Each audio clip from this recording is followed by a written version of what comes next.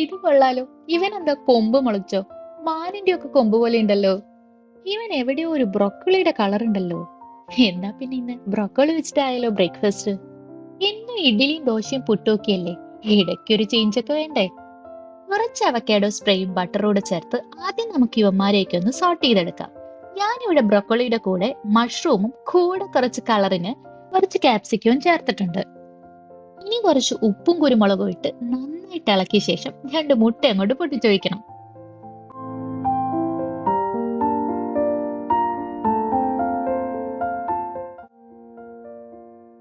ഇനി രണ്ട് bread toast ചെയ്ത് ഇവനെ അതിന്റെ നടുവിലാക്കി ടി വി ഒക്കെ കണ്ട് അടിപൊളിയായിട്ട് ഭക്ഷണം കഴിച്ചാലോ.